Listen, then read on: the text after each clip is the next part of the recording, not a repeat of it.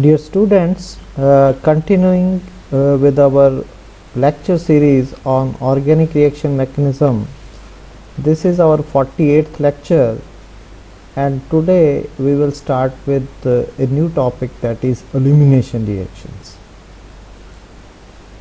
Elimination reactions, they are defined as organic reactions in which two substituents they are removed from a molecule in either a one-step mechanism or a two-step mechanism. So on the basis of this one-step or two-step mechanism, we can categorize the different types of elimination reactions into four categories. These categories may be E2 elimination reactions, which follow one-step mechanism, and they are bimolecular as they exhibit second-order kinetics. Whereas second category is E1 elimination reactions. They follow two-step mechanism, and they exhibit first-order kinetics. They are called as unimolecular elimination reactions. Then third category is E1CB elimination reactions, and these are a special type of elimination reaction where the molecule is able to stabilize an anion and the substrate possesses a poor leaving group in such type of elimination reactions. Then EI elimination reactions, these are internal or intramolecular elimination reactions which take place within the same molecule. So most common examples of such type of elimination reactions, they are pyrolysis of xanthate and acetate esters, and these are called as internal elimination reactions. So we will discuss their mechanism one by one. First is E2 mechanism.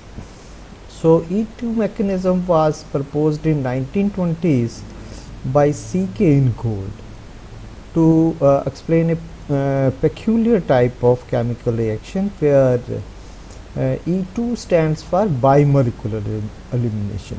So here what happens is that if you are having, say, any alkyl halide like this, ethyl bromide, you react this with a strong base like ethoxide, then this base will eliminate hydrogen from this carbon, and Br will be eliminated with the elimination of the hydrogen, and we will get an alkene, and this base will be converted into ethanol and bromidine will be produced.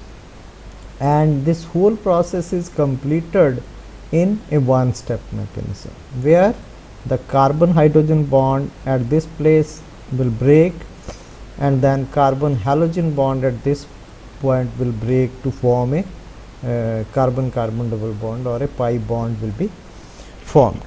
So the basic thing is the base will abstract this proton, and this will create a carbon carbon double bond with the elimination of the bromidine. So such a mechanism where the rate of the reaction is dependent on the concentration of the alkyl halide as well as the base is called as E2 mechanism or bimolecular elimination. The general characteristics of E2 elimination reactions is that, as you have seen in the previous example, that these are single step elimination reactions and only one transition state is present during the conversion of the reactant into a product. And these E2 type of elimination reactions, they are generally shown by primary substituted alkyl halides, but some secondary alkyl halides, they also show such type of elimination reactions.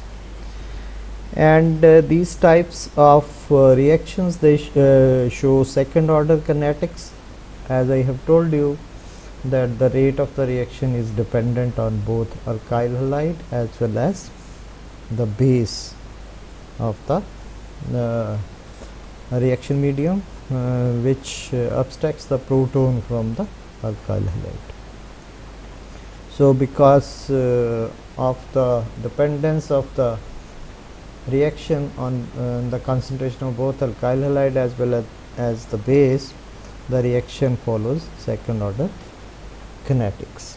And one more important thing about E2 mechanism is that both the leaving groups, that is hydrogen and the halogen, they should be anti-periplanar to each other, because anti-periplanar transition state is having a staggered conformation, which is lower in energy than the semi-periplanar transition state, which is in the eclipsed conformation and has the higher energy.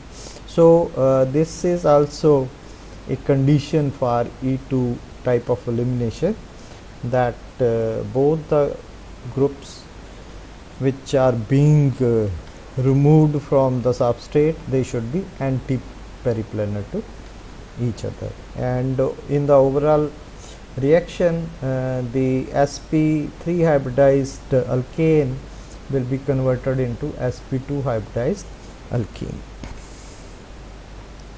And as you have seen that E2 reaction, they usually they take place in the presence of a strong base. So strong base is required for E2 type of elimination reactions. Then as you have seen in the mechanism, that base removes the proton to break the carbon hydrogen bond.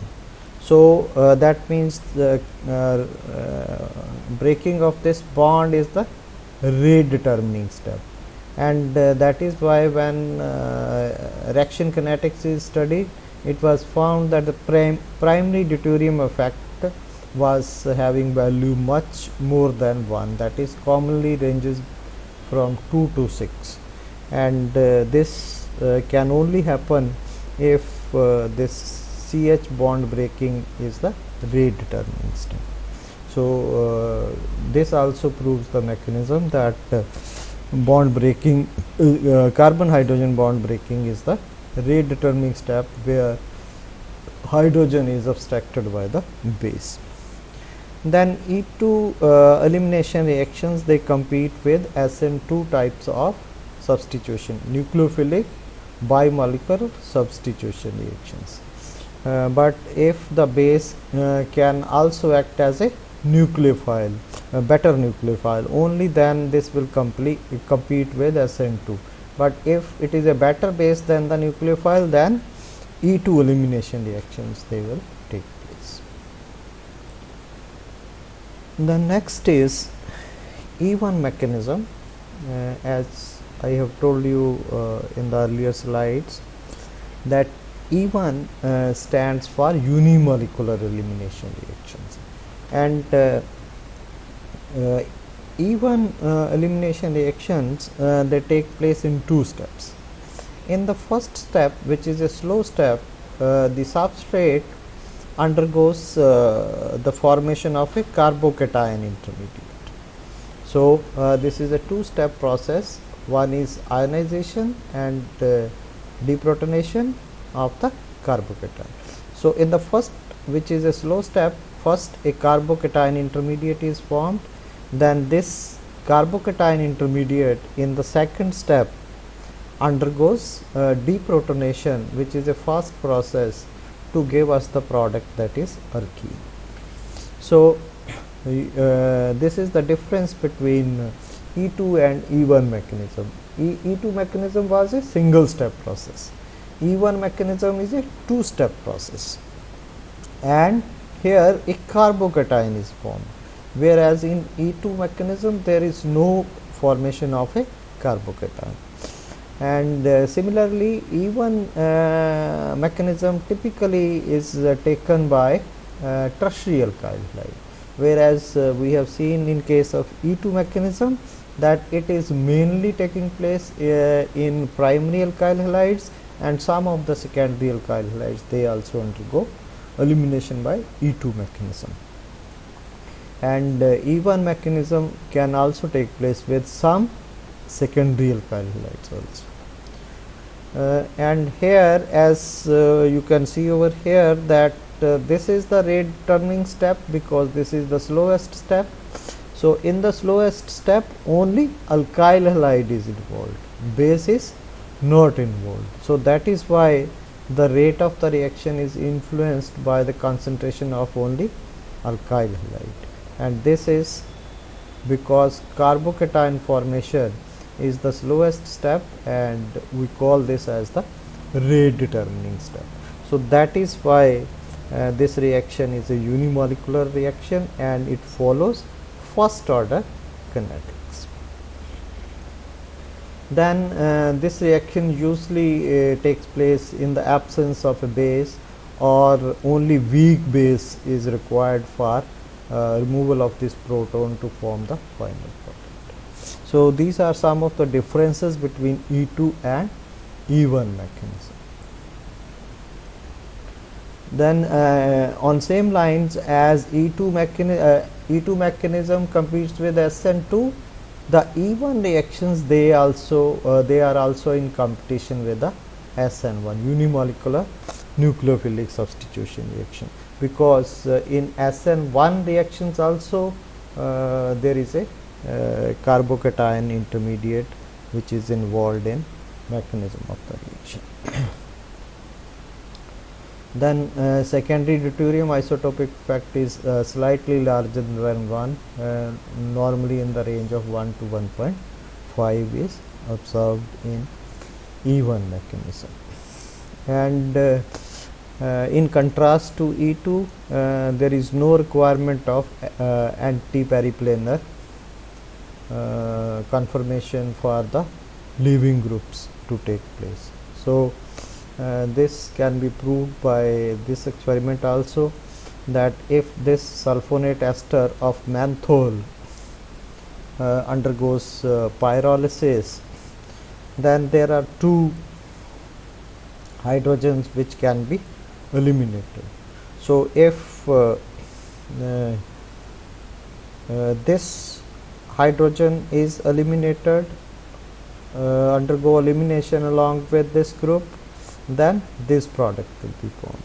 And if this hydrogen is eliminated along with this group, then this product is formed, whereas this product is formed from anti-periplanar conformation of these two groups, whereas this formation of this product tells us that it is not only anti-periplanar, but periplanar conformation can also lead to the formation of product.